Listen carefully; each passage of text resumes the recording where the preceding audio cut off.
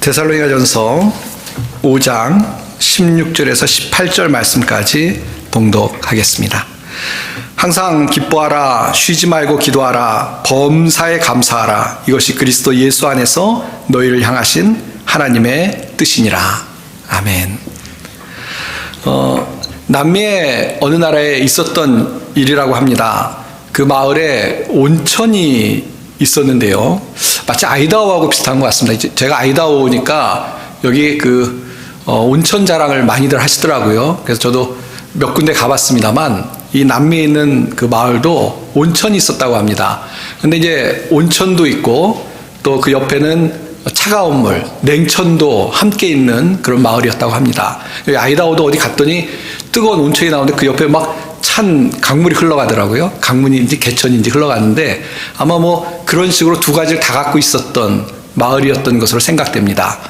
근데 그 마을에 이제 관광객들도 오고 그리고 이제 사람들이 구경하러 가는데 그 관광객들이 봤더니 그 뜨거운 온천도 있고 냉천도 있으니까 거기서 빨래도 하고 또 씻기도 하고 그러면서 아주 좋게 보였던 것 같습니다.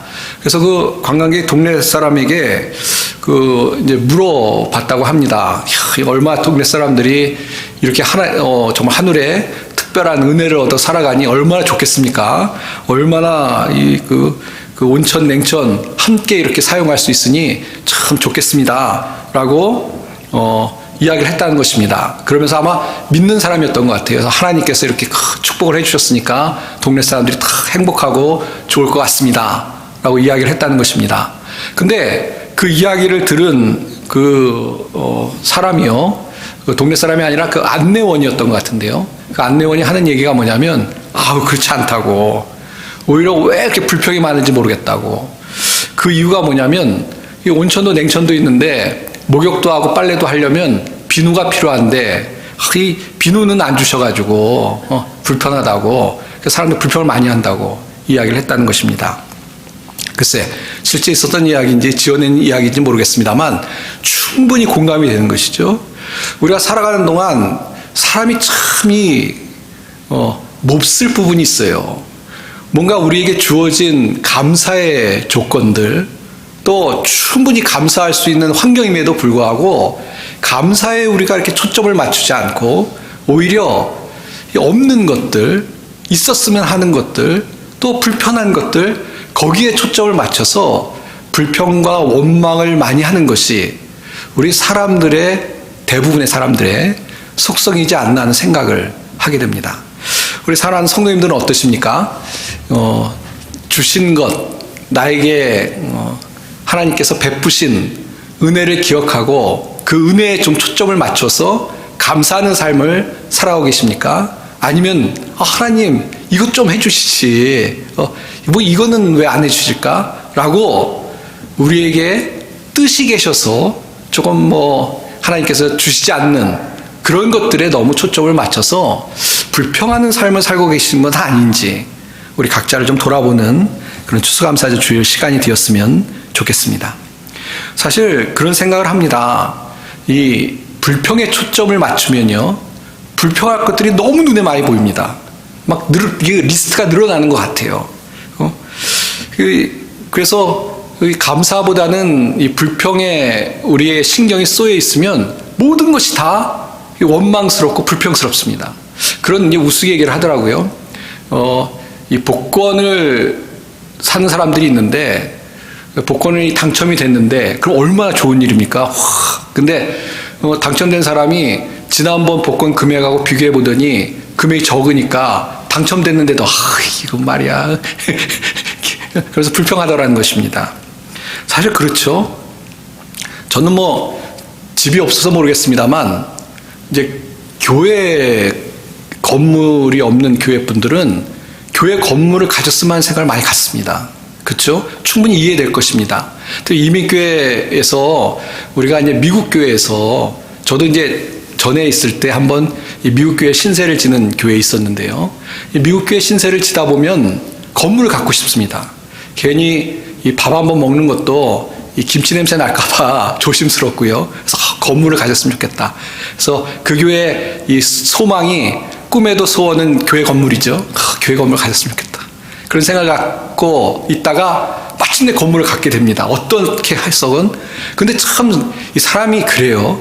그래서 교회 건물을 가지면 얼마나 감사한 일입니까? 하나님께서 정말 기적을 행하셨다고 생각하고 막 감사를 처음에 하는데 좀 시간이 지나면요. 아마 공감하실 거라고 생각하는데요. 건물이 말이야 너무 작은 것 같아. 너무 낡은 것 같아. 그리고 이 관리하니 손이 많이 가고 재정도 많이 들고 그러면서 감사는 사라져 버리고요. 불평이 시작되는 그런 모습들을 우리 주변에 흔하게 볼 수 있습니다. 참 좀 못된 것이죠. 못된 거고 우리가 이 정말 믿음으로 살아가지 않고 자꾸 인간적인 모습으로 살아가려고 하면 특별히 감사와 불평이라는 두 가지 중요한 어떤 것 중에서 감사보다는 하나님께 감사하기보다는 불평에 치우칠 때가 많을 수 있다라는 경계를 우리가 분명히 가져야 될 줄 믿습니다. 근데 사실 좀 위로를 드리면요. 어떻게 보면 우리만 그런 게 아니라 성경에 그런 모습들 많이 볼 수 있습니다. 그중에 제일 유명한 게 어떤 모습이냐면요. 출애굽하고 난 이스라엘 백성들의 모습이었습니다. 하나 성경 구절을 제가 읽어보면요. 이 출애굽기 16장 2절에서 3절인데요. 이스라엘 온 회중이 그 광야에서 모세와 아론을 원망하여 그들에게 이르되 우리가 애굽 땅에서 고기 가마 곁에 앉았을 때와 떡을 배불리 먹던 때에 여호와의 손에 죽었다면 좋았을 것을 너희가 이 광야로 우리를 인도하여 내어 이 온 회중으로 줄여 죽게 하는도다. 무슨 이야기입니까? 이스라엘 백성이 불평하는 내용입니다.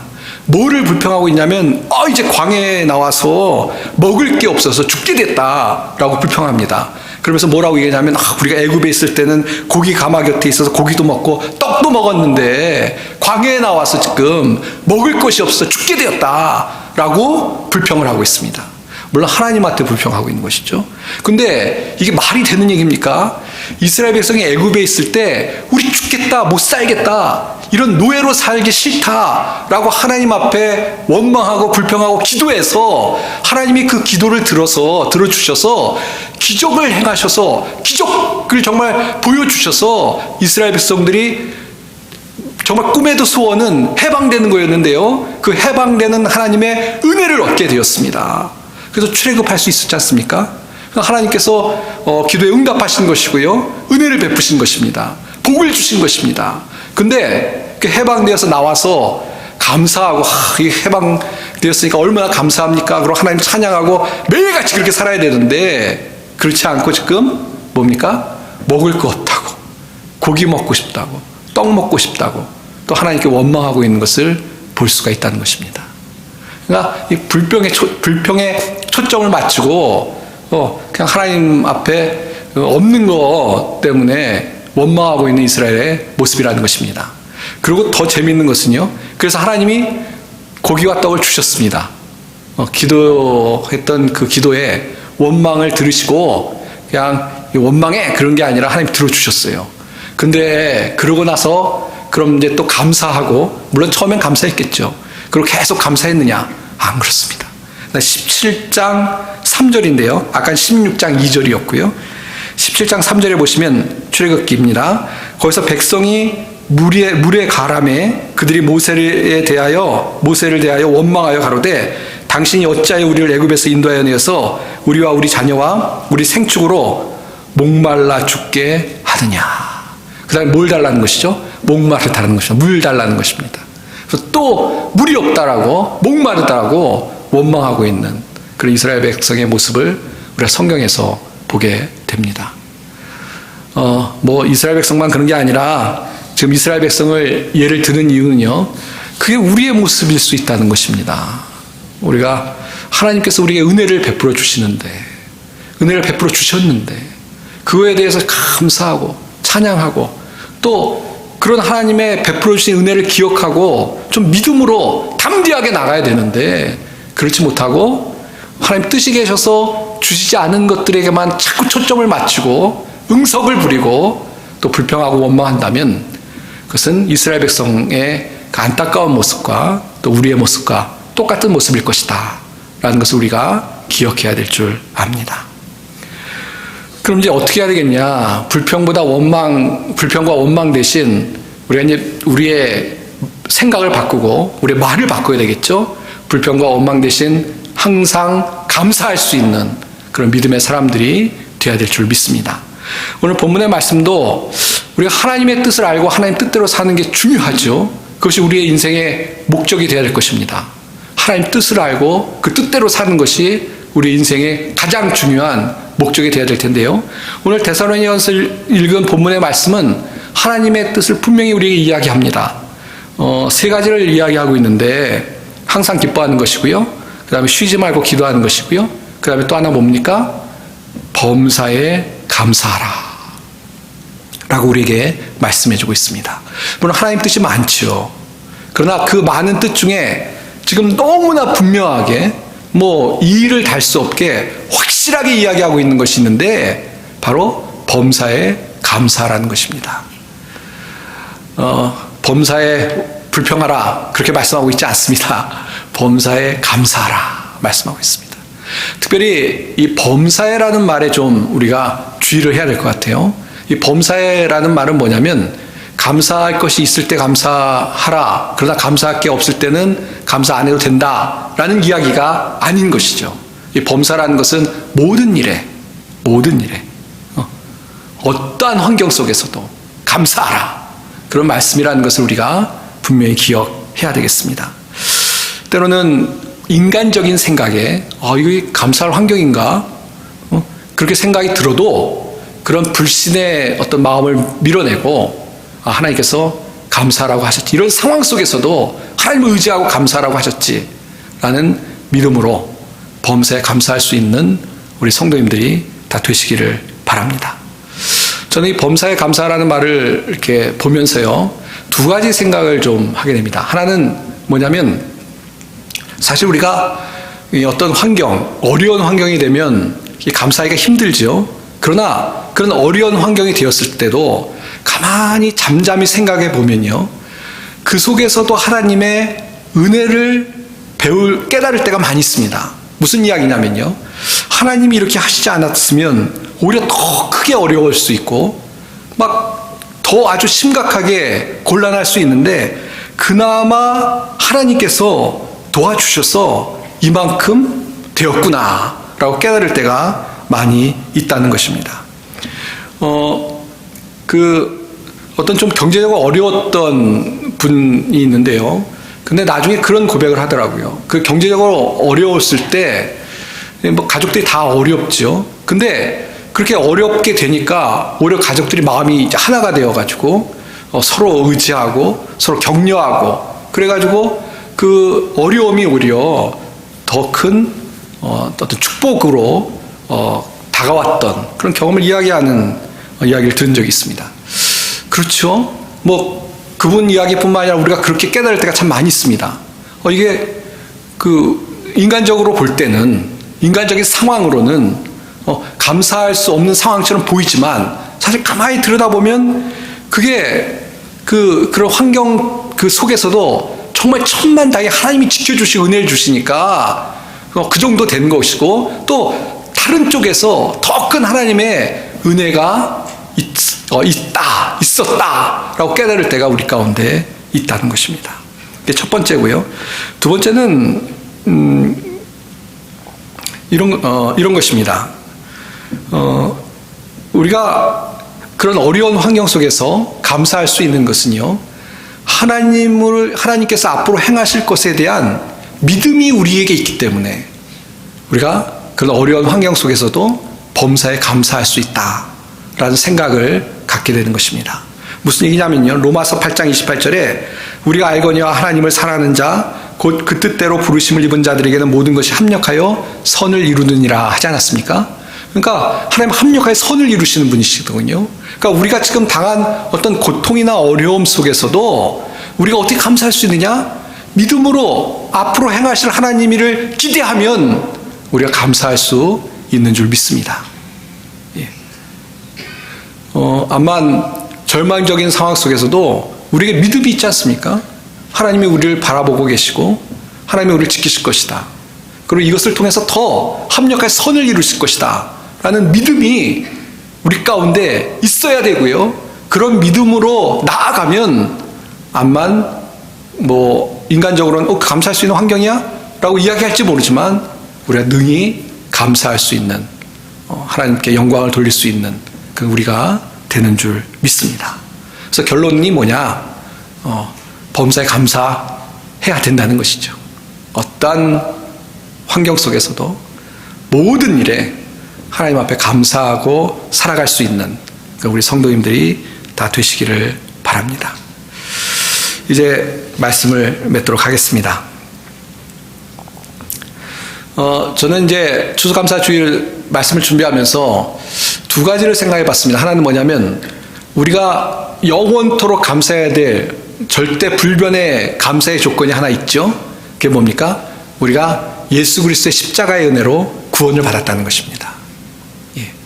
그건 다른 것과 비교할 수 없는 감사의 조건이고 축복이죠. 우리가 예수님이 우리를 위해 죽지 않으셨으면요, 우리 희망이 없습니다. 그냥 이 땅에 살다가 그냥 끝나는 인생인 거죠. 예. 그러나 하나님께서 우리를 사랑하셔서 우리의 행위가 아니라 하나님의 은혜로, 예수 그리스도의 십자가의 보혈의 은혜로 믿음으로 우리가 구원을 얻게 되었습니다. 얼마나 감사한 일입니까? 예수님이 우리에게 주신, 하나님이 우리에게 주신 가장 큰 선물인 것이죠. 예. 가장 큰 은혜인 것이죠. 그래서 이런 어마어마한 무엇과 바꿀 수 없는 감사의 조건이 우리에게 있다라는 것을 다시 한번 묵상하게 되었습니다. 우리 성도님들께서도 하나님의 크신 은혜, 우리를 구원하신 구원의 은혜로 인하여서 다른 어떤 것도 이 구원의 은혜에 비교하면 아무것도 아닌 것이죠. 그 은혜로 인하여서 날마다 감사하는 우리 성도님들이 다 되시길 바랍니다. 이 은혜 하나만 있으면 범사에 감사할 수 있는 거 아니겠습니까? 자, 그런데 또 두 번째는 뭐냐면, 저도 그렇습니다. 아마 우리 성도님들도 공감하실 거라고 생각하는데, 제가 올 한 해를 돌아보니까 정말 감사한 게 많이 있더라고요. 예. 모르겠습니다.